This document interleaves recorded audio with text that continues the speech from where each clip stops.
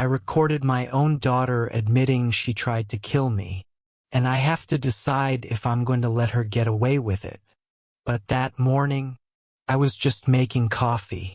It was a Tuesday morning, June 14th. I'll never forget it. I was stirring cream into my third cup of coffee, the cheap kind they kept in the break room at the Prime Rib. The Prime Rib. God, that name still tastes like ash in my mouth. I'd worked 60-hour weeks for 20 years to build that restaurant empire for Richard, my boss. I knew every vendor, every broken floor tile, every disgruntled line cook. I was the engine he just pointed and revved. I should have known when he hired his nephew, a kid fresh out of business school who called me chief, that something was coming, but I trusted him. God, I trusted him. At exactly 11:47 a.m., the text came through. Not an email, not a call, a text. Richard needs to see you in his office. Now, do not bring anything. That last sentence. It was like cold metal touching my skin. I felt my chest tighten. I knew. I waited. Listened. Nothing. The kitchen hummed with its usual pre-lunch panic. But to me, the noise was gone, replaced by a suffocating tension. The coffee had gone cold in my hands. I set the mug down, the ceramic clinking against the counter, a sound that was deafening in my ears. I walked the long, pale hallway to Richard's office, the air conditioning feeling arctic against my skin. He didn't stand up. He didn't even look up from the folder on his mahogany desk. "Have a seat, David," he said. His voice was flat, sterile like hospital air. He sat. The leather chair squeaked. I looked at his expression, the slight downturn of his mouth, the way his fingers were steepled together, and I saw the betrayal. This wasn't a conversation. This was an execution.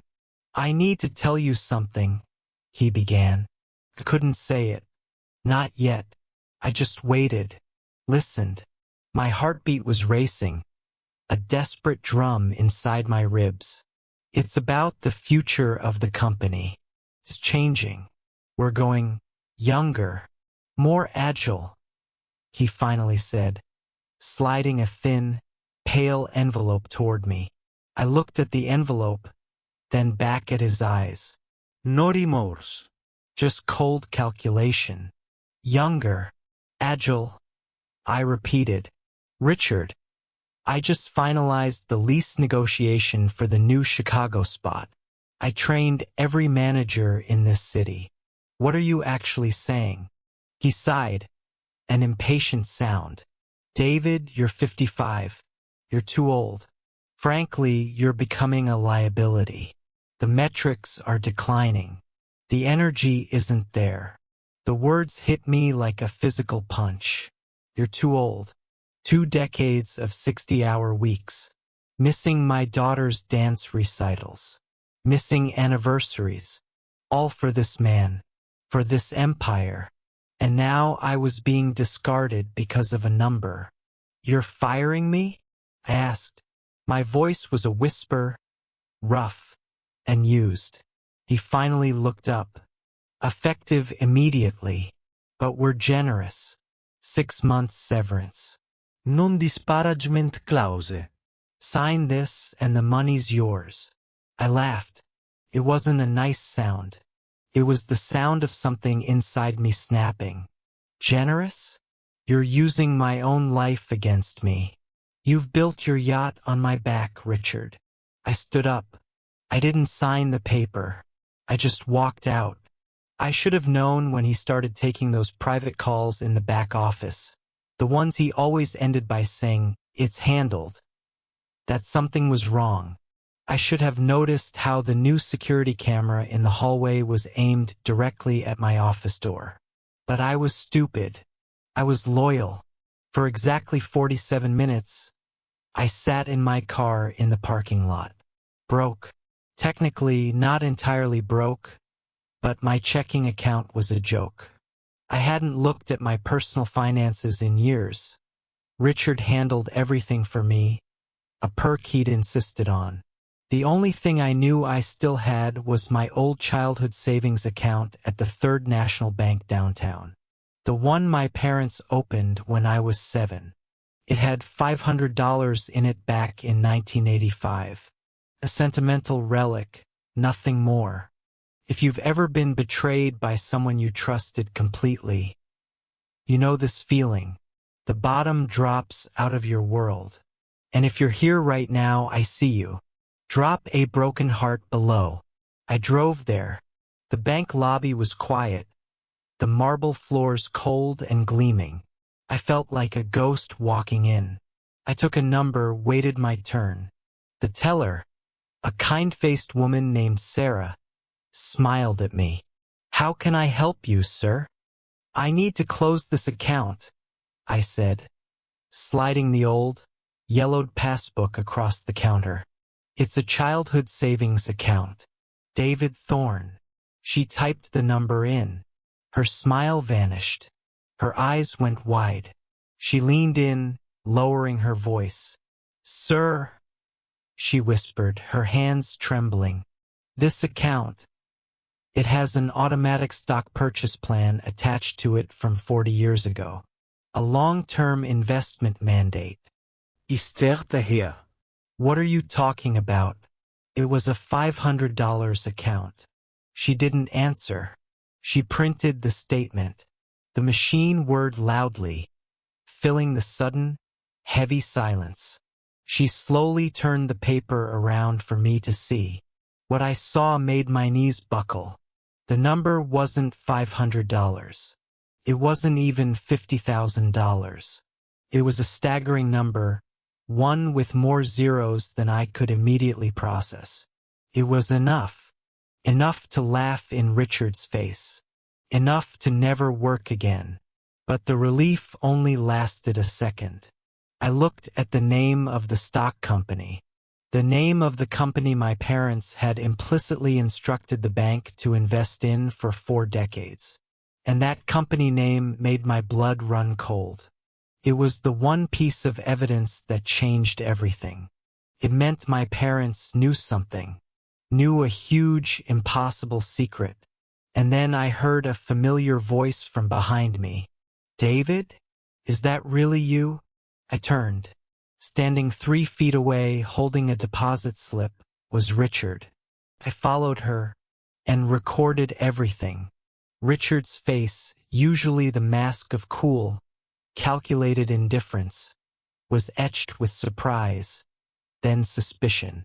He was standing right there, 3 feet away, holding a deposit slip for the same Third National Bank I had just walked into. The sheer, impossible coincidence made my blood run cold. "David," he said, his eyes scanning me. My worn jacket, the stack of papers in my hand. "What are you doing here? I assumed you'd be traveling." He meant mourning. Mourning the death of my career, the betrayal, and the sudden, humiliating lack of an income. "Taking care of personal business," I replied, the words clipped and flat. My hand, hidden below the counter, clenched around the statement Sarah, the teller, had just handed me. I had memorized the number, $2.7 million. And the stock name, Pacific Coast Land Development. "Well," Richard chuckled, a dry, rehearsed sound. "Good luck with that. You'll be hearing from my lawyer about the non-disparagement clause." "I look forward to it," I said, meeting his gaze. Liar. Part of me died right there. I should have kept my mouth shut, but I nodded anyway. He walked away, a heavy, deliberate sound. I watched him go, a terrifying suspicion blossoming in my chest. Why this bank?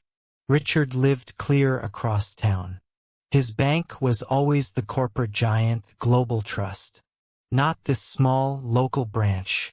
The shock of the $2.7 million had momentarily eclipsed the shock of the stock name. Now, standing alone, The silence of the bank lobby felt suffocating. Pacific Coast Land Development.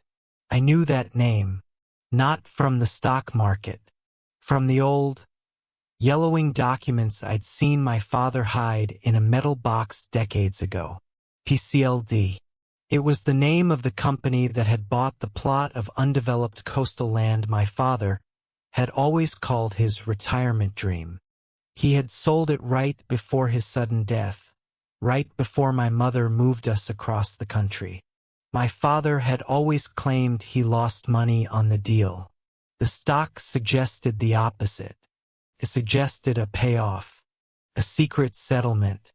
I didn't know it then, but finding Richard at that bank would save my life.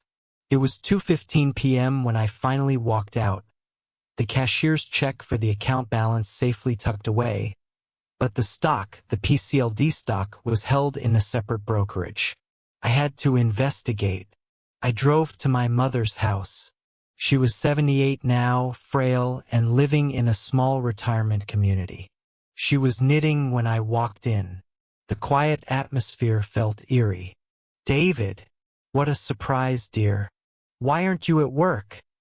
she asked, her voice light. I sat down, forcing myself to be calm. "I was fired, Mom. Richard said I was too old." Her knitting needles stilled. The sudden absence of the clicking sound filled the room. "Oh, David, I'm so sorry. You built that for him." "I know," I said, "but that's not why I'm here. I closed my old savings account today. The one from 1985. I paused, watching her face. The color drained instantly. Her trembling hands tightened around the yarn. "That old thing? Why would you do that?" she stammered. "Because the statement had something interesting on it. An automatic stock purchase plan. PCLD. Pacific Coast Land Development." Kept my voice low, confessional. Dad sold the coastal land to them right before he died. He always said he lost everything in the deal, remember? Why would he have an account buying their stock for 40 years if he was ruined by them? She looked away, her eyes fixed on the empty space above my shoulder. "I don't know, David. It was a long time ago. Your father, he handled the finances." Liar. That was the moment everything changed. I thought. My mother was a terrible liar. Her breathing became shallow. She wouldn't meet my eyes. I realized then that the truth was hidden somewhere in 1985, and Richard, my former boss, was somehow connected to it. But how? I knew some of you have lived through something like this. You're not alone. Tell me your story in the comments. I read every single one. 2 days later, I was sitting in my beat-up sedan, parked 3 blocks from Richard's house. I was following my mother. I didn't know why, but the fear in her eyes was a siren. She left her retirement community at 9 p.m., an insane time for her, and drove straight to the most exclusive part of the city. She pulled up to a massive, dark mansion I didn't recognize. I waited, listened. Nothing. Then the front door of the mansion opened. A man stepped out, and the light from the foyer fell across his face. It was Richard. My trembling hands fumbled for my phone. I zoomed in, clicking the record button. My mother and Richard weren't just exchanging pleasantries. Richard took her arm, pulling her close, and whispered something in her ear. She nodded, tears welling up in her eyes. I could only capture the movement, the body language, the shared, intimate guilt. I should have known when he fired me that Richard wasn't just being cruel. He was being surgical. But why would my mother be secretly meeting him at midnight? Why the PCLD stock? As they finally stepped inside the dark house, a single horrifying sentence from my father's funeral years ago flashed through my mind. If I just looked at his phone 1 week earlier. But I trusted him. God, I trusted him. My father had been holding something back, and my mother was protecting that secret. I didn't know it then, but the video I recorded of my mother entering Richard's house would become the key piece of evidence in a courtroom months later. But what I noticed next, the brief flicker of light I caught in Richard's hand as he closed the massive oak door, changed the entire trajectory of my revenge. He wasn't holding a key. He was holding my father's vintage gold lighter, the one I thought had been lost in the fire 3 days after his funeral. My husband's secret phone had her name. The sight of my father's vintage gold lighter in Richard's hand, shining briefly under the porch light as he ushered my mother into his house, was a cold shock that stopped my breathing. That lighter was supposed to be gone. I remembered holding it years ago, smelling the faint scent of lighter fluid and tobacco, right before the funeral. My mother had wept, saying it was the only thing of his she couldn't save from the small fire in the garage, the one that supposedly destroyed all his documents. I didn't know it then, but that lighter was the thread that would unravel 40 years of carefully constructed lies. I drove home, running on pure adrenaline and the sickening certainty that Richard wasn't just my former boss. He was an active, intimate participant in my family's history. That night, I couldn't sleep. I paced my empty, small apartment, the new cashier's check for the $2.7 million feeling less like a lifeline and more like blood money. Wednesday morning, June 15th. I'll never forget it. I had to find out why Richard had been at the bank and why he was meeting my mother. I needed digital evidence. I went to the prime rib offices under the pretense of collecting my final check and personal items. The new security system Richard had installed was predictable. A single login screen, easy to guess the password of, his daughter's birthday. I got into his empty office, the scent of expensive leather and betrayal heavy in the air. I didn't find the lighter, but what I found was arguably worse. Hidden behind a heavy, antique globe on his bookshelf, there was a small, prepaid burner phone. I picked it up. My hands were trembling, but my chest felt tight with a furious calm. The phone was fully charged. I scrolled through the text messages. They were all coded. References to the package, the transfer, and a recurring name, the architect.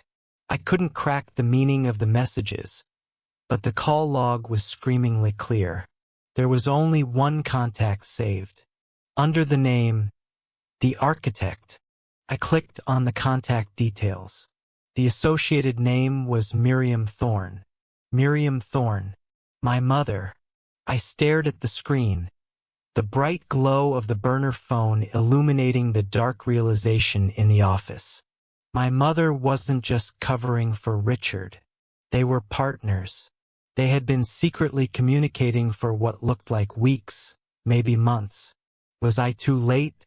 I scrolled back through the call history. Just yesterday, Tuesday morning, June 14th, the day I was fired, there were 3 missed calls. All from Miriam, the architect, and 2 calls after 9 p.m., after she had been seen entering his house. I took the phone. It was evidence, proof. I slipped it into my pocket, the cold plastic a hard knot of reality. Looking back now, I see the pattern. Richard fires me, knowing I'm now desperate and broke. He probably assumed I'd never check that old, forgotten account. He was waiting. But for what? The stock name, PCLD, and the phone calls to my mother were the only 2 variables he couldn't control. My phone screen glowed in the dark office. A text message from my mother. David, I need to see you. I have something to tell you about your father. I drove straight to her house. The small bungalow felt different now, imbued with a sinister, heavy silence. She was waiting for me in the living room. Richard called me this morning, she started. her voice a thin thread. He said you were snooping. I have his phone, Mom. I cut in. I dropped the burner phone onto the coffee table. It landed with an impact that was deafening in the small room. The one with the architect, saved as the only contact. The one that's listed under Miriam Thorne. She didn't flinch. That absence of immediate panic was worse than any crying fit. It meant she had prepared this, rehearsed it. I need to tell you the truth, David, she said, finally meeting my eyes. They were hard, distant. It wasn't Richard who fired you. It was me. I felt the blood drain from my head. What? I am the architect. Richard is my subordinate now. He's been managing the portfolio for years. She took a long, slow breath. The PCLD stock, the $2.7 million, that was never your father's retirement dream. It was the payout from an embezzlement scheme in 1985. Your father was an accessory. He got scared, David. He wanted to confess. That's why he had the fire. To destroy the evidence. That's why he died. Part of me died that day. I couldn't process it. My gentle, loving father was a criminal? My boss, Richard, was working for my frail, elderly mother? The fire didn't destroy everything, she continued, her voice gaining strength, becoming almost professional. Your father's life insurance policy? It named Richard as the secondary beneficiary. A precaution. Richard and I have been partners in protecting the PCLD fortune ever since. The plan was always to let Richard keep you employed, to keep you broke, compliant, and in the dark. We couldn't risk you finding the account. But why fire me now? I asked, my voice barely a choke. Because the SEC audit is coming. And Richard got nervous. We needed to push you out, eliminate you as a risk factor, and transfer the PCLD assets before the whole thing collapsed. She paused, turned. I did it for your own protection. I stood up, shaking my head. You destroyed my life. You had me betrayed by the man I worked for. And you used my father's death to build a lie. She reached out her hand, a gesture of desperate pity.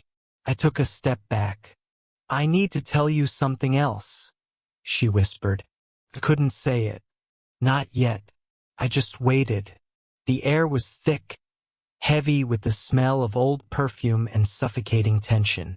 The gold lighter, she confessed, her eyes finally breaking. Richard gave it back to me. It has something hidden inside. It was your father's last secret. The lawyer told me something impossible. I stared at my mother, Miriam. The gold lighter has something hidden inside? And you gave it to Richard? No, she corrected, her voice now barely above a whisper, laced with regret. Richard found it and kept it after the fire.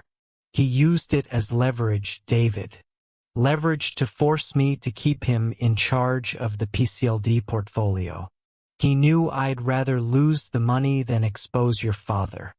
When he gave it back to me that night, when you saw us, it was his way of saying the partnership was over.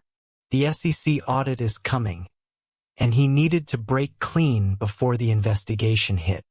The emotional peak was reached. My father, the beloved figurehead, was a criminal accessory. My mother, the kind, knitting grandmother, was the architect of a decades-long financial cover-up. And Richard, the man who had just fired me for being too old, was simply a scared accomplice trying to cut his losses. I didn't know it then, but Richard's fear would become my greatest weapon. I walked out of my mother's house and drove straight to the office of a family lawyer recommended years ago by my father, a man named Thomas Vance. I needed to know the impossible. Could I, as the heir to the legitimate portion of the estate, Use this illegal stock fortune to destroy Richard without implicating my own parents? I walked into Vance's office the next morning. The air smelled of old paper and dust. It was quiet, professional. I recounted the entire story. The firing, the $2.7 million discovery, the PCLD stock, the burner phone, the confession, and the terrifying detail of the gold lighter. Vance listened without interruption. For exactly 47 minutes, I spoke. When I finished, the heavy silence returned. You've presented 3 distinct crimes here, David, Vance said, his voice measured. Embezzlement from 1985, obstruction of justice, and potentially fraud and conspiracy in the present day. I don't want to see my mother in jail, I pleaded. I want to destroy Richard. He used his position, my family's crime, and my loyalty to crush me. He has to pay. Vance leaned back, his expression morally ambiguous. Some choices don't have right answers. They just have consequences. What are the consequences for Richard? I pressed. Vance turned on his computer. The PCLD fortune is dirty, but the stock was bought in your name by an automatic bank plan you had no knowledge of. You are legally an innocent beneficiary. We can use that innocence. He started pulling up corporate records, and what he showed me made my head spin. Look at Richard's filing from 1985, Vance instructed. He was listed as a junior financial consultant for PCLD. He was a small player in the original scheme. And look at his current tax records. The documents glowed on the screen. Richard, the man who owned an entire chain of upscale restaurants, claimed only a modest annual salary. The rest of his wealth, the yacht, the mansion, was all tied up in corporate shell companies. Richard has structured his entire life to avoid taxes and liability, Vance explained. He's built his yacht on your back, but he hasn't declared the income used to buy it. So he's untouchable, I concluded bitterly. No, Vance countered, a slight smile touching his lips. He's overexposed. I need one thing, David. One piece of real evidence that ties Richard to the ongoing conspiracy after your father's death. Something concrete. The burner phone with my mother's number on it, I offered. Good, but better. We need the lighter. Vance's eyes were sharp. Your mother said it held your father's last secret. That sounds like a dying declaration. Confession. If your father created a document stating Richard was involved, that would be proof of ongoing fraud. I drove immediately back to my mother's house.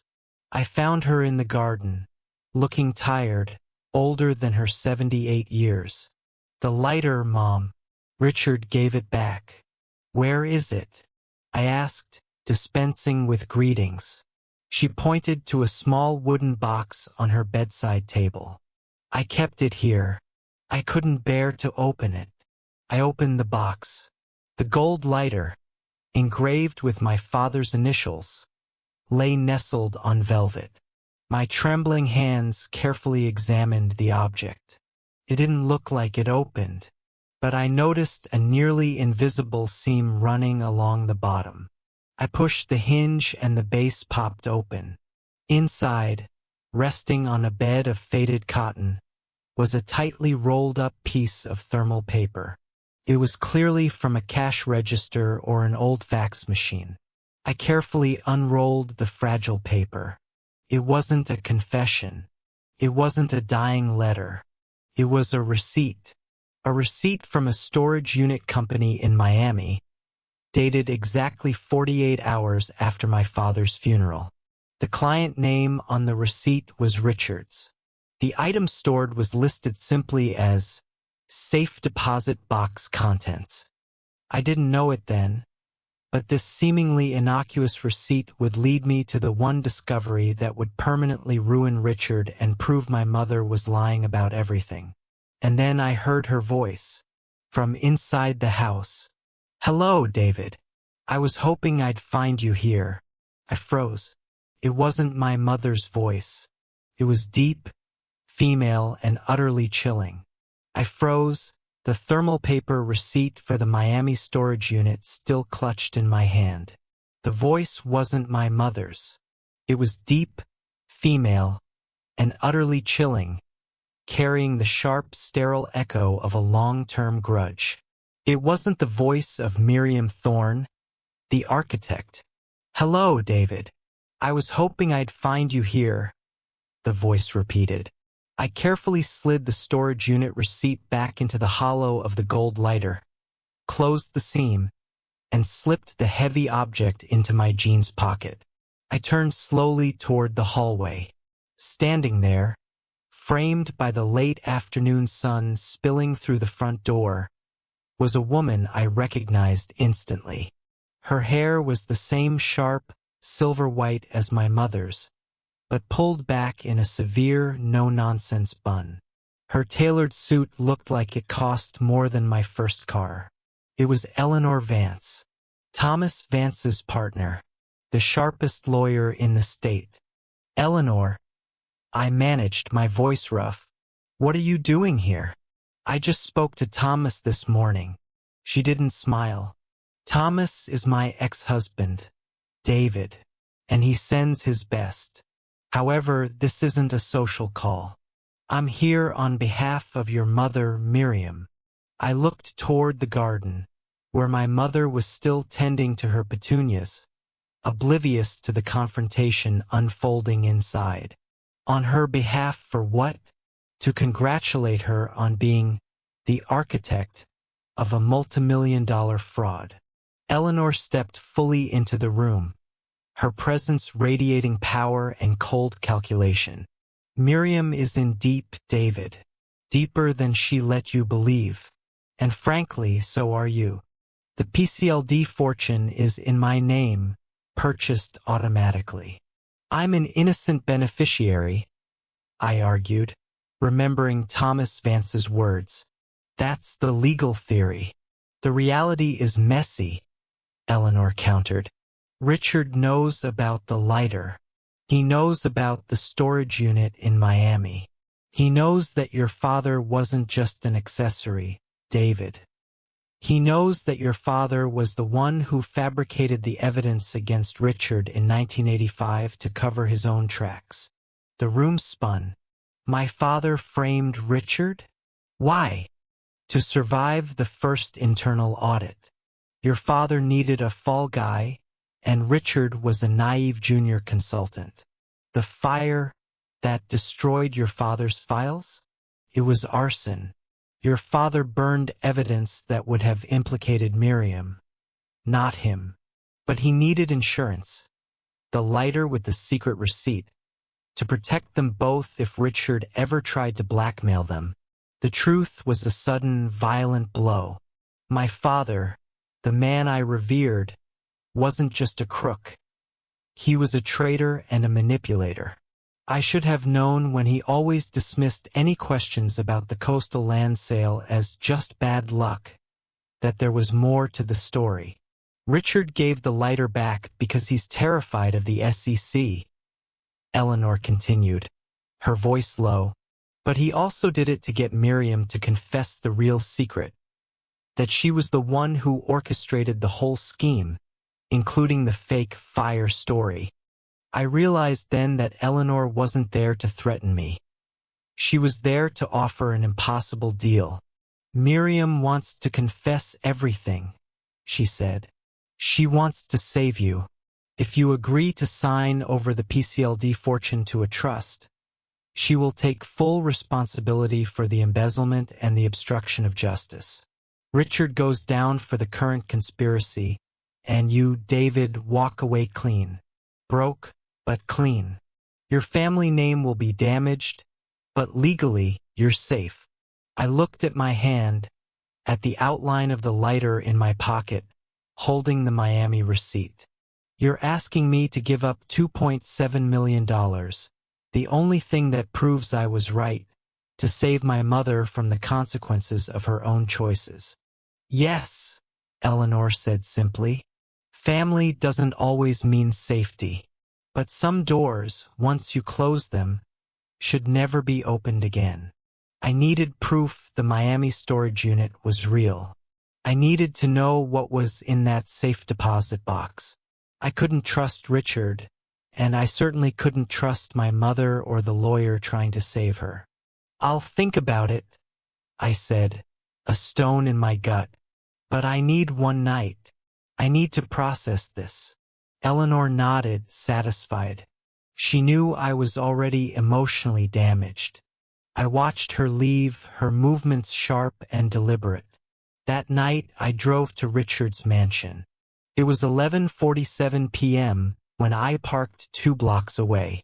I had the burner phone, the one with the architect, saved, the gold lighter, and the Miami storage unit receipt. I knew the plan Richard and Miriam had cooked up was fragile. Richard was panicking about the SEC. I walked up to the mansion, the heavy silence of the neighborhood pressing in. I didn't knock. I didn't ring the bell. I used the security code Richard had told me years ago for the staff entrance, his daughter's birthday. It worked. The house was dark, smelling faintly of old wood and expensive cigars. I moved through the massive foyer, my heart racing, feeling the cold metal of the lighter against my thigh. I heard his footsteps upstairs, slow, deliberate. I found Richard in his home office, sitting behind his desk, just like the day he fired me. But this time he looked genuinely terrified.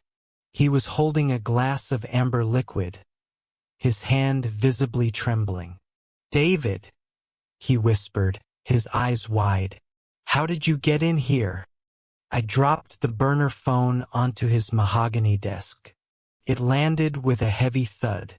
"I used the code you taught me. Happy birthday, Sarah. I'm here because I found the gold lighter and the receipt inside." His trembling hand nearly dropped the glass. "Miriam told you?" "She told me you were involved. She told me she was the architect. But she didn't tell me my father framed you in '85 to save her. She didn't tell me the Miami storage unit is where you kept the real proof." I watched him. The realization hit him. I was not the naive, broke employee anymore. I was a credible threat. I confronted them both at midnight, I thought, the phrase echoing the gravity of the moment. I needed Richard to choose. "I need to know what's in that storage unit, Richard," I demanded. "And you're going to tell me. Is it the real ledger? Is it my father's full confession?" He took a long swallow of his drink. He looked morally complex. He wasn't pure evil. He was just a terrified man who had spent 40 years protecting a bad decision. "The lawyer told you something impossible," Richard muttered, his voice barely audible. "The safe deposit box. It holds the truth about the fire. The fire didn't destroy all the evidence. David created a legal loophole." He reached into his desk drawer and pulled out a key, worn and tarnished. It was the key to the Miami storage unit. "I need to tell you something," he whispered. "Your father, he didn't die of a heart attack. He took his own life. And he used the fire to make sure the evidence he created, the safe deposit box, would become public, exposing everyone, including himself. The box isn't a confession. It's an instruction." I stumbled back. My father committed suicide? And my mother lied about it for 4 decades to preserve a criminal fortune? "The key is yours," Richard said, sliding it across the desk. "Go to Miami, open the box, and then, David, you and I can finally talk about justice. Because what's in there, what I found in his briefcase years ago, It will destroy you. I stood in Richard's dark, opulent office, the cold brass key to the Miami storage unit burning a hole in my palm. Richard's confession, that my father didn't die of a heart attack, but took his own life, hit me with the force of a physical blow. He took his own life, I repeated, the whisper tasting like ash. And my mother let me believe for 40 years that he died peacefully? That she was the victim? Richard, finally stripped of his CEO armor, looked like a broken man. She needed the PCLD fortune, David. She needed the comfort of the lie. Your father's death was messy, a public scandal waiting to happen. She covered it up to save herself, and maybe to save you from the real truth. I turned, shaking my head. I couldn't breathe the air in that room anymore. The mansion was a tomb built on lies. I didn't sign the non-disparagement clause. I didn't want the severance. I just wanted the truth that Richard's fear had finally prized open. I drove out of the city and headed south. For 18 hours I drove. The rhythm of the highway was a desperate drum, a relentless beat pushing me toward Miami. I didn't stop, couldn't. If I just looked at his phone 1 week earlier, if I'd been more curious about that fire, more skeptical of my mother's tears, perhaps none of this would be happening now. But I trusted them. God, I trusted them. It was Friday morning, June 17th, when I finally reached the address on the thermal paper receipt. The building was a concrete bunker, an anonymous, sterile storage facility on the outskirts of Miami. It felt like the perfect place to hide the ugliest secrets of a family. I presented the receipt and Richard's key to the clerk. He looked at the tarnished brass key with mild curiosity and pointed me toward the rear of the facility. The air inside was humid and thick. My heart was racing, a desperate pulse against the heavy silence. The storage unit was small, maybe 5 feet by 5. I slid the key into the tumbler. The lock clicked open with a sound that was deafening in the silence. I pulled the heavy, metallic door up. The unit wasn't empty. It contained a single item, sitting squarely in the center of the concrete floor, illuminated by the harsh overhead light. A well-worn, leather briefcase. It was an old, classic briefcase, the kind lawyers and accountants carried in the 1980s. It was scratched, the leather dry, the combination locks tarnished. It wasn't a safe deposit box. It was a lawyer's briefcase. Richard's briefcase. The one he had used back in 1985 when he was a junior financial consultant for PCLD. The heading suddenly made agonizing sense. What I found in his briefcase destroyed me. My trembling hands fumbled with the combination. Richard hadn't told me the code. I tried my birthday. Nothing. I tried my father's birthday. Nothing. I felt panic rising in my throat. I tried Richard's daughter's birthday, Sarah's. Click. The lid sprang open. The smell of old paper, stagnant air, and regret flooded out. Inside, resting on a bed of faded velvet, was not a ledger or a confession. It was a single, thick manila folder. The label on the tab was handwritten in my father's familiar, elegant script, Thorne Adoption File / PCLD Contingency. I pulled the folder out. The word adoption swam on the page, sucking all the air out of the room. I wasn't an innocent beneficiary of a crime. I was an adopted child, and my entire life was a contingency plan for a crime. I sank onto the concrete floor, feeling the cold seep into my bones. The pages were a blur, but 2 stood out. A 1985 private investigator's report. It detailed an affair between my mother, Miriam, and Richard. The affair was contemporaneous with the PCLD embezzlement scheme. The report indicated Miriam and Richard were planning to leave their respective partners. A handwritten memo from my father, dated 1985. It was addressed to his lawyer. He confessed to facilitating the PCLD embezzlement to provide for Miriam and his soon-to-be adopted son, me. But the memo went further. It claimed that after discovering Miriam and Richard's affair, his motive changed. He structured the PCLD stock to go into the adoption savings account only on the condition that Richard was kept in his life, and that the existence of the PCLD stock was tied to the adoption and not to the embezzlement. The truth was a sudden reveal, a tone shift from calm certainty to utter panic. I wasn't just betrayed by my mother. I was the product of that betrayal. My entire identity, my name, my memories of a loving father who died of a broken heart. All of it was a lie designed to protect Richard and Miriam's relationship and the PCLD money. I didn't know it then, but the adoption file was the ultimate blackmail tool. My father had given me a choice. Either expose the affair and the embezzlement, thereby destroying my entire family structure, or keep the money and pretend I was his son. Richard and Miriam had used the fear of exposure to keep me quiet for 40 years. I stood up, shaking my head. I looked at the briefcase, at the evidence. The full truth. My father committed suicide to ensure his final, cruel revenge was executed. By making Richard the secondary beneficiary on his life insurance, and making Richard the one who paid for the safe deposit box, he guaranteed that Richard would forever be tied to my mother, the money, and the darkest secret of all.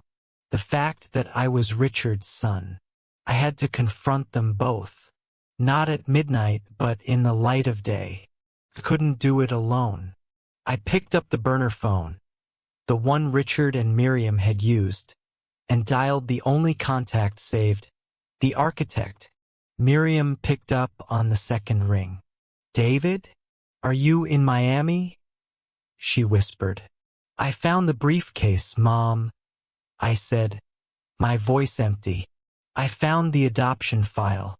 I know that Richard is my father. And I know the fire was a lie." There was silence on the other end. Realistic pauses.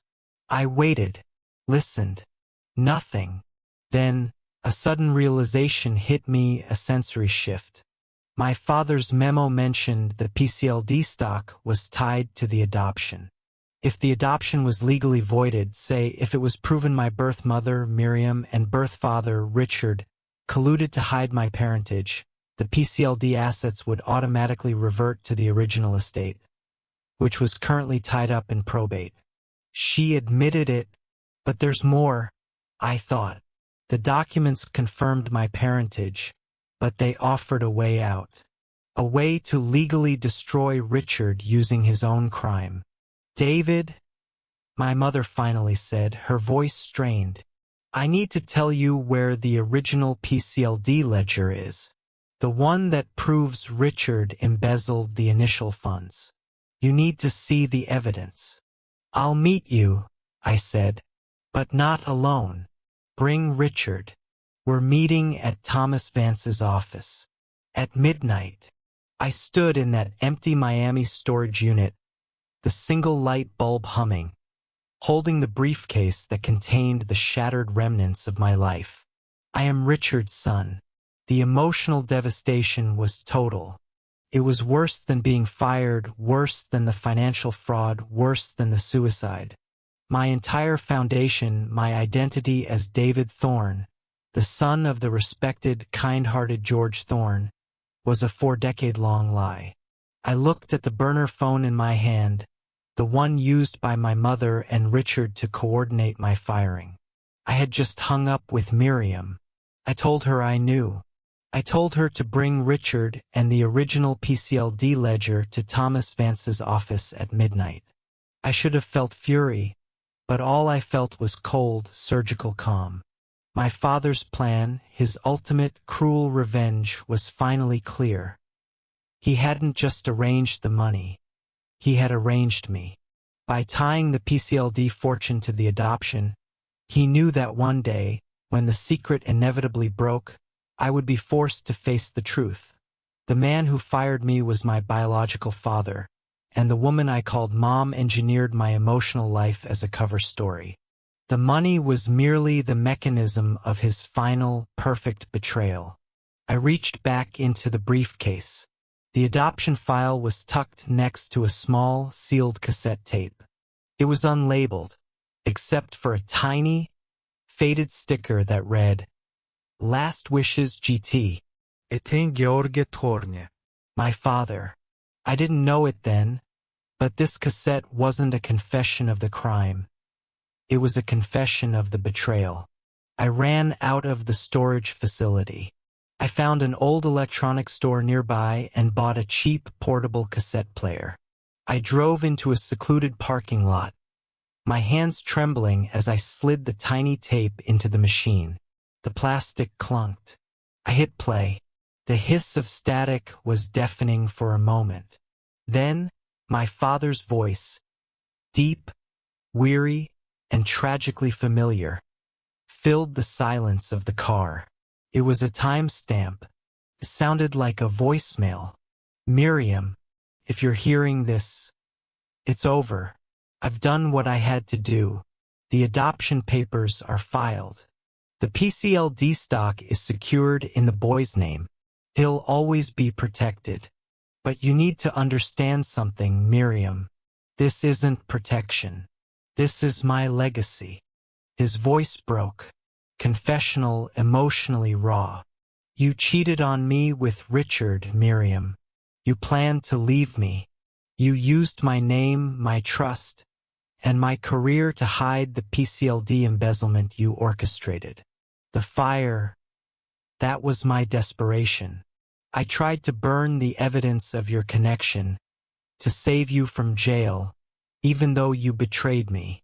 But when I realized you and Richard were still seeing each other after the initial audit passed, when you told me you were going to raise David together, I knew I had to act. I had to choose a side. My father paused. The sound of his shaky breath was agonizing. I didn't leave a confession for the police, Miriam. I left a confession for Richard. He'll find the safe deposit key, and he'll find this file. He will know that my son, the boy I chose to adopt, the boy he biologically fathered, will eventually inherit the money Richard thought was his. I've made David legally and financially dependent on the lie. Richard will have to keep working for you, Miriam, to protect the secret of David's parentage. And David, my adopted son, will one day be forced to destroy the man who raised him and the woman who loved him. The message was brutal. It was a time capsule of pure, distilled revenge. My father hadn't died of a broken heart. He had weaponized it.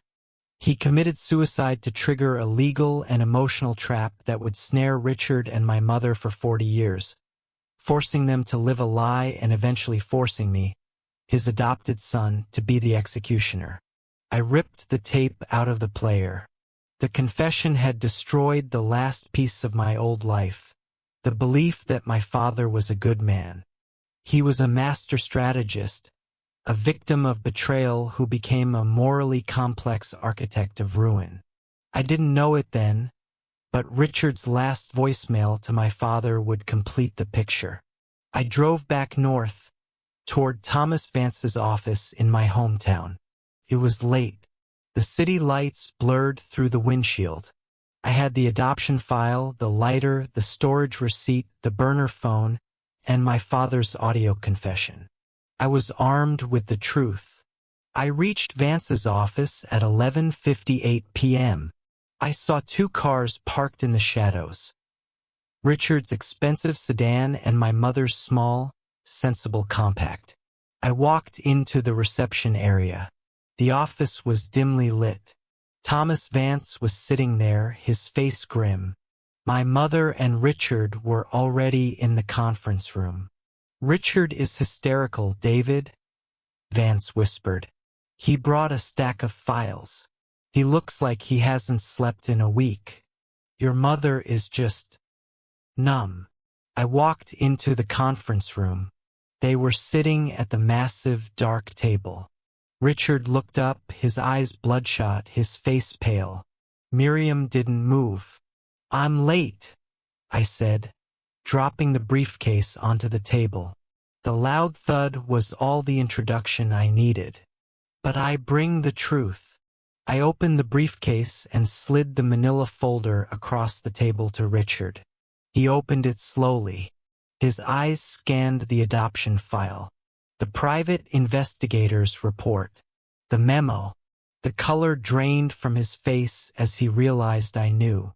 His secret, "I am Richard's son," was out. "It's true, David," he choked out, tears finally welling up. "I'm your biological father. George arranged it all. He gave me the money, but he took my life." "Where is the PCLD ledger, Miriam?" I asked, looking at my mother. She finally lifted her head. She looked at Richard, a look of profound hatred and regret passing between them. "It's not here," she said, her voice dry. "The original ledger. It's hidden inside your father's tombstone. He put it there. The night he died." I laughed. It wasn't a nice sound. It was the sound of something inside me breaking. A shattering of the final illusion of my father's sanity. The full betrayal. "The tombstone," I whispered. "But I can tell you something else, David," Richard interrupted, his voice desperate. He reached into his pocket and pulled out his phone. "Before George died, he called me. I didn't answer. I kept the voicemail. This is his final, complete confession. Not just the crime, David. The entire truth." He reached to press play. But before he could, the door burst open. Standing there was a figure I didn't recognize. A woman in a dark uniform. "David Thorne, Richard Sterling, Miriam Thorne," she announced, her voice authoritative. "You are under arrest. We found the wire." The entrance of the woman in the dark uniform, a woman who declared us all under arrest, was the perfect pattern interrupt. The air in Thomas Vance's office, thick with betrayal and decades of lies, instantly solidified into cold, hard legal reality. Richard froze, his thumb hovering over the play button on his phone, the one that held my father's final voicemail. My mother, Miriam, finally registered the gravity of the situation, her numb facade cracking into pure, terrified panic. "You are under arrest," the woman repeated, pulling out a badge. "SEC Fraud Unit. We found the wire." "The wire," I repeated, looking around the room. The woman, a stern agent named Miller, pointed to the briefcase I had just dropped onto the conference table. "The thermal paper receipt. The one you found inside the gold lighter. It wasn't just a receipt, Mr. Thorne. It was micro-etched with a high-density audio surveillance wire, tracking the location of the safe deposit key Richard kept. And your lawyer, Thomas Vance, was the one who informed us." I turned to Vance. He looked grave but professional. "I had to, David. When you told me about the PCLD fortune being tied to an original 1985 embezzlement, I had a legal and ethical obligation. That money is dirty. I used the lighter Richard's key as bait. We needed to confirm the conspiracy. The sheer, surgical ruthlessness of it stunned me. I wasn't just chasing the truth. I was being used as a live wire in a high-stakes, decades-old financial takedown. We have surveillance photos of Ms. Thorne meeting Mr. Sterling outside the bank and entering his residence. Agent Miller continued, moving toward Richard. "Richard Sterling, you are under arrest for conspiracy to commit financial fraud and obstruction of justice." Richard didn't resist. He was defeated. He reached out to me, his biological son, one last time. David, the voicemail. It explains everything. Please, play it. No. Miriam screamed. Richard, don't. It will expose the boy. Agent Miller grabbed Richard's arm.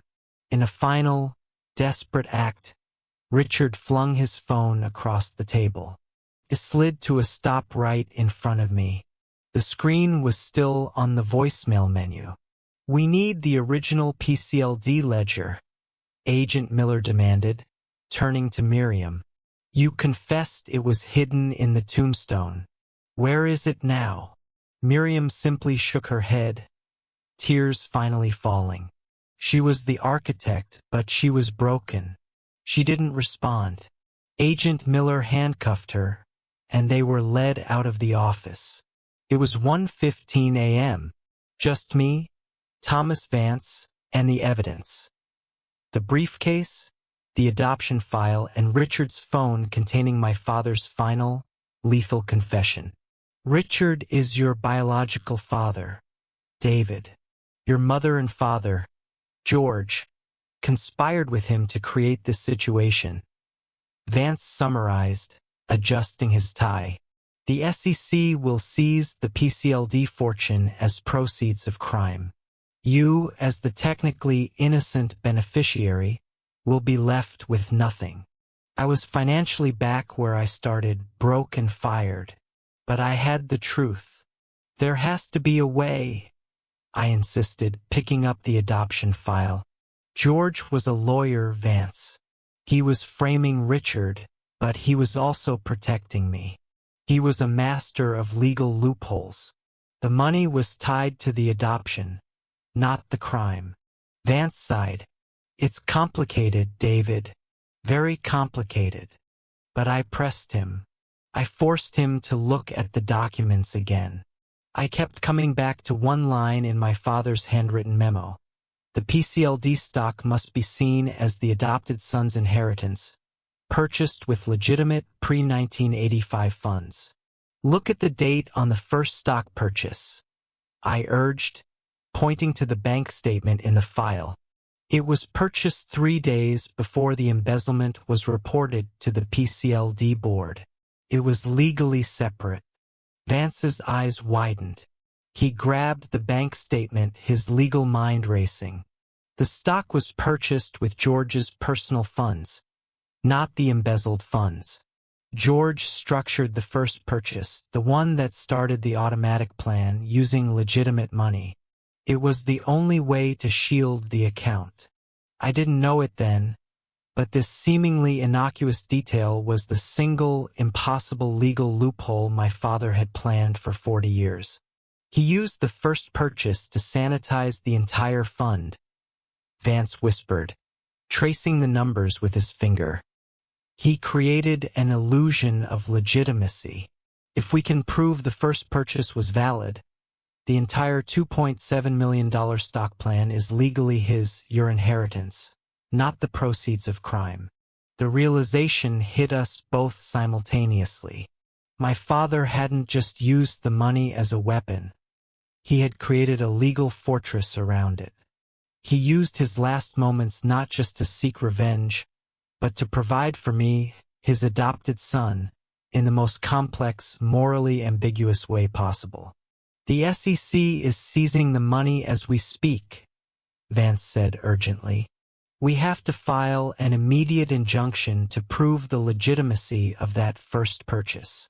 We need more than that, I said, my voice steady. I picked up Richard's phone. The key to the entire plan and to my identity was the voicemail. We need his final confession, not for the police, for the court. I pressed the play button on Richard's phone. My father's final, haunting message filled the silence of the conference room. It detailed the affair, the framing of Richard, the adoption, and the entire motive behind the PCLD money. But the recording didn't end there. After my father's confession, there was an audible click.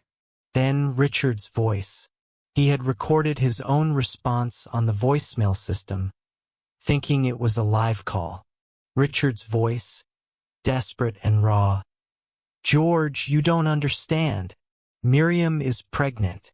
With my child. I wanted to raise David as my own, too. I didn't want the money. I just wanted a family. You ruined us all." I stared at the phone. Miriam is pregnant. It wasn't just me. Richard and Miriam had another child, a sibling I never knew about. The family had expanded, quietly, destructively, decades ago. Vance looked at me, his eyes wide with shock. "The SEC will be back for you, David. This recording, it changes everything. We need to find your sibling." The silence in Thomas Vance's office, after my father's final voicemail played and Richard's own desperate confession. "Miriam is pregnant. With my child," was total. The SEC agent, Miller, had just left with my mother and Richard. But the weight of that recording remained. A heavy, cold truth. I wasn't just an adopted son. I was the eldest son in a fractured family, and I had a younger sibling, Richard and Miriam's biological child, who had been living a lie just like me, or perhaps living completely in the dark. "David," Thomas Vance said, his voice grave, breaking the silence. "The SEC has seized the PCLD assets, pending the outcome of the fraud investigation." But the voicemail, Richard's confession that he didn't want the money, only a family, that changes the entire motive. And the existence of another sibling. He trailed off, running a hand through his hair. "If we prove the original stock purchase was legitimate, and that your father intended the money for his adopted heir, you get the $2.7 million. But if Richard has another biological child with Miriam, that child is also an heir to his estate, and potentially a claimant to the PCLD fortune." I didn't know it then, but the next 72 hours would be a race against time. A choice between emotional closure and cold, surgical revenge. I walked out of the office and drove straight to the one place I knew would contain the answer. My mother's house.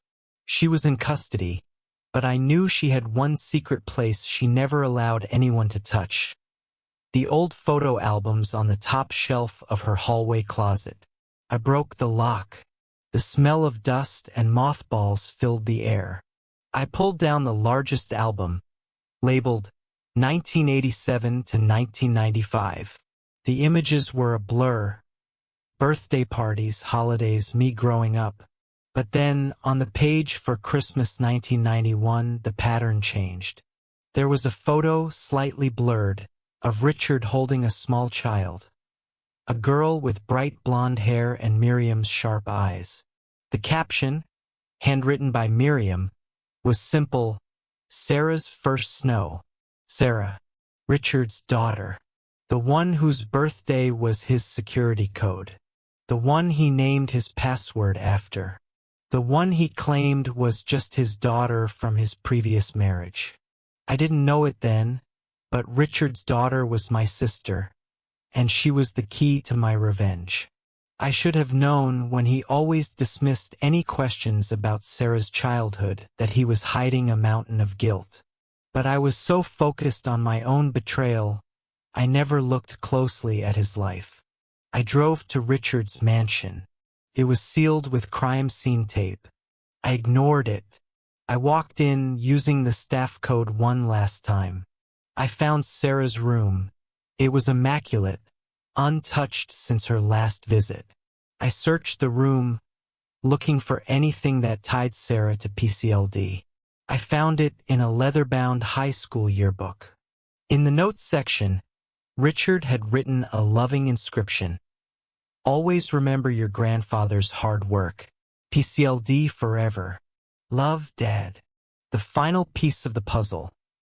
Richard and Miriam had raised me, their biological son, as a legal stranger to his own fortune, while raising Sarah, their biological daughter, in the full comfort of their wealth. The betrayal wasn't singular. It was systemic. My old life was gone. My family was a crime scene. I had two choices: seek emotional closure, play my father's voicemail and Richard's confession for the court, proving the original PCLD embezzlement was real. This would legally void the innocent purchase loophole, ensuring the money was seized by the SEC. Miriam and Richard would face the maximum sentence. I would be legally clean, but emotionally shattered and financially ruined. Choose surgical revenge. File the injunction on the PCLD fortune immediately, using George's loophole to prove the legitimacy of the first purchase. This would secure the $2.7 million for myself. I would then use the money to destroy Richard's final asset, his restaurant empire, the prime rib, and expose Sarah as the true heir to a fraud. I chose revenge. It was a clean, sharp, devastating knife cut. I called Thomas Vance. "Vance," I said, my voice cold, professional. "File the injunction immediately. Use the legitimate first purchase loophole. We are securing the PCLD fortune in my name."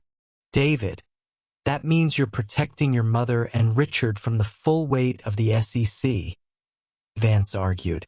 "If the money is proven legitimate, the conspiracy charges become much weaker." "I don't want them in jail," I replied. "I want them broke, and I want them to watch their legacy burn. They destroyed my life. I will destroy theirs." The next week was a blur of legal maneuvers. I leveraged the $2.7 million PCLD fortune, secured by the injunction, to become a majority shareholder in Richard's restaurant holding company. He was in jail facing charges, and his voting rights were suspended. I called an emergency board meeting. I didn't show up.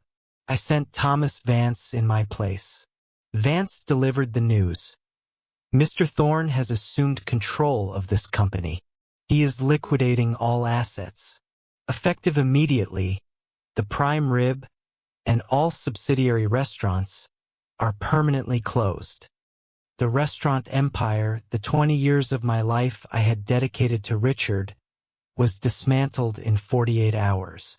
The yachts, the corporate jets, the private shares, all sold to cover the massive liabilities I fabricated. I sent the first check from the sale to Sarah, a cashier's check for $500,000, labeled simply, "From your half-brother, David, for your college fund." I was financially independent, legally protected, and armed with the full, devastating truth.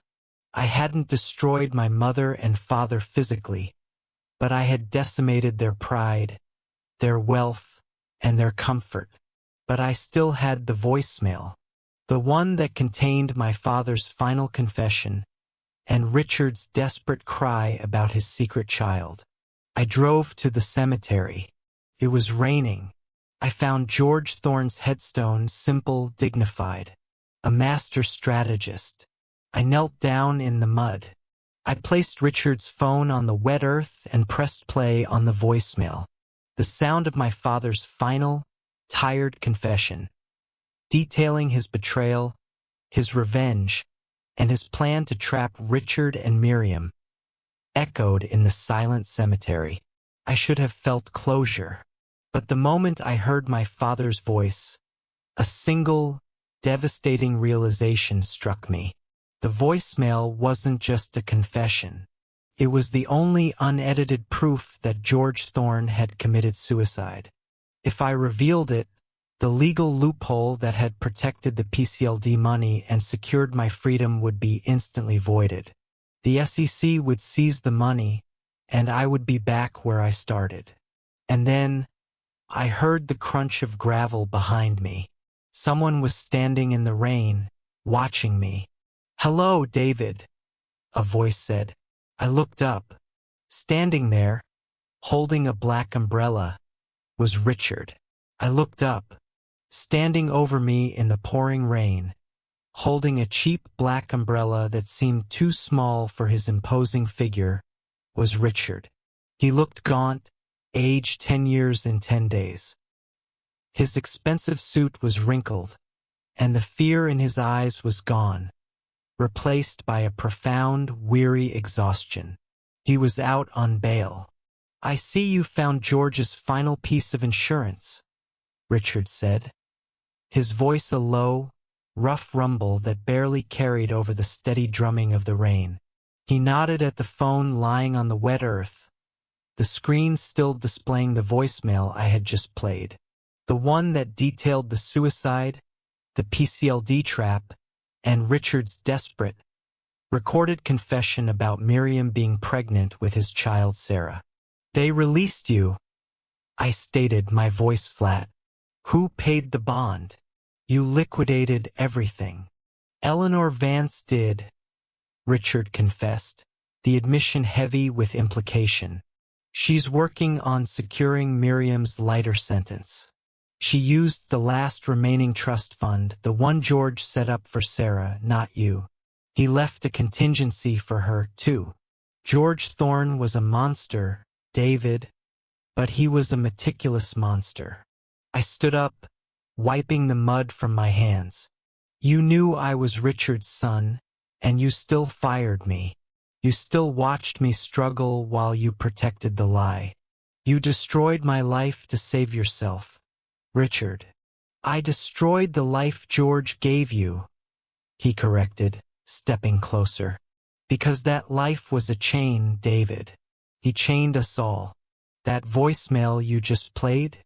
It's not just a confession of his suicide. It's the final knot in the noose he built for us." I pushed back. "The noose is gone. I secured the PCLD fortune using his legal loophole. I liquidated your company. Your empire is gone, Richard. I chose revenge and I won." Richard looked at me, not with anger, but with tragic pity. "You think destroying the prime rib was revenge? You destroyed Sarah's future, David. She was managing the flagship restaurant in Chicago.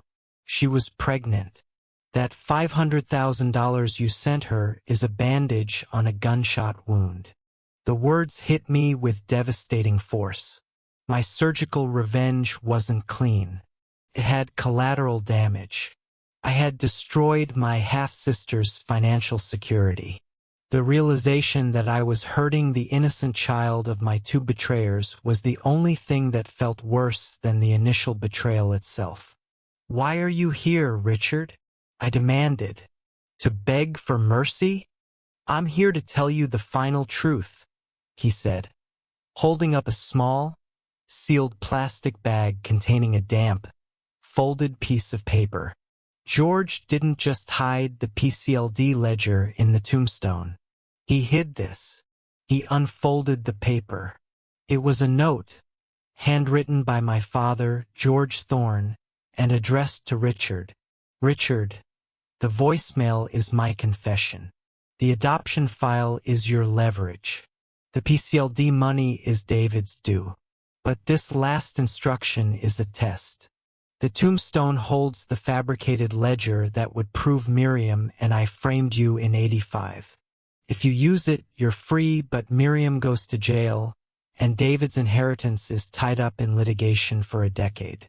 If you destroy it, you must live with the consequences of your betrayal, but David is free. Your final choice.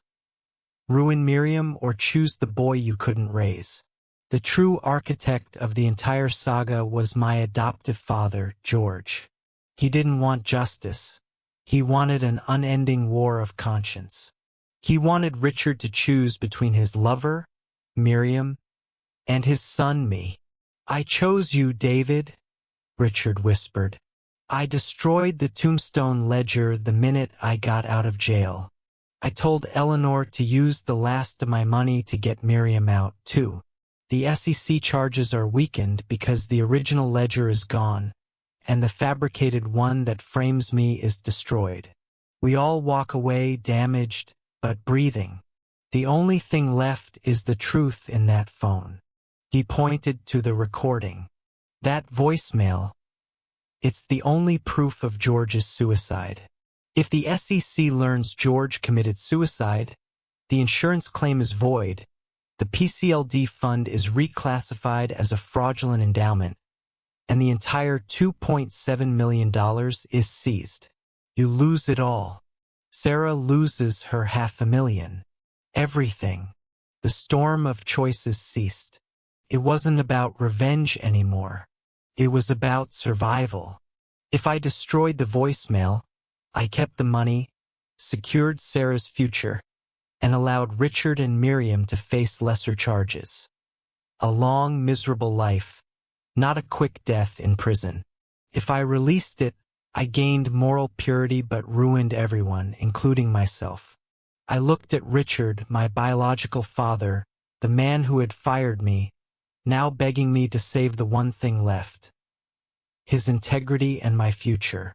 I didn't want the money. David? Richard said, tears mixing with the rain on his face. I just wanted to be a father. I failed you once when I let George take you. Don't let me fail you now. I picked up the wet phone. I looked at the screen at the option to forward the audio. I stared at the tombstone, at the name of George Thorne, the man who loved me enough to provide a fortune, but hated his wife enough to weaponize my life. I didn't know it then, but choosing this moment was the only way to finally break the chain. I didn't release the audio. I opened the file manager, scrolled to the voicemail, and slowly, deliberately, pressed delete. The sound was a single, silent click in the pouring rain. The truth was gone. The moral clarity was gone. But the $2.7 million and Sarah's future were safe. Richard stood there watching. He didn't speak. He just slowly nodded, a silent acknowledgement of the terrible choice I had made. He had peace. I had a fortune and a conscience in tatters. 3 years later, I'm sitting in my office in downtown Seattle. It's a small, modest space, but the view of the bay is spectacular. I didn't waste the money. I used the PCLD fortune to create the George Thorne Legacy Foundation, a bitter irony that would forever tie my adopted father's name to the truth of his lie. The foundation's mission: to acquire failing service businesses and turn them into job training and mentorship centers for underprivileged youth. And the prime rib? I bought the liquidated name and leased the properties. They are now run as the Thorne Training Institute, a network of restaurants that train the next generation. I turned Richard's empire into a philanthropic machine, but it's still mine. I haven't seen Miriam or Richard in person since that night in the cemetery. Miriam is serving a minimal sentence, house arrest in a small, remote property. She spends her days knitting, and I deposit an anonymous stipend into her account every month. She will live a long, miserable life, constantly aware of the fortune she lost and the son she betrayed. Richard got off with a substantial fine and 5 years of strict probation. He's working as an independent business consultant now. He's happy because he is a grandfather. My phone rings. It's a text message with a photo attached. Sarah. She named her son George. I never told Sarah the full truth. I told her the money was a settlement from a decades-old corporate lawsuit. She has no idea Richard is my father or that I destroyed his life to save hers. She is happy, a new mother, running a small bakery business I helped her set up. I text Richard a simple message. He's beautiful. My choice was final. I live with the knowledge of the lie, but I used the consequence of my father's revenge to build something real. The money is here. The truth is buried. I am the architect of my own life now, the inheritor of a lie, and the protector of an innocent child. I didn't get emotional closure, but I got justice, my own unique and unforgettable kind of justice. I leaned back in my chair, looking out at the bay. The rain has stopped. The sun is shining. The unforgettable way I saw my boss again 3 years later wasn't a confrontation. It was a choice to keep the secret, to protect the innocent, and to finally build a legacy that was better than the one I inherited. Story completion.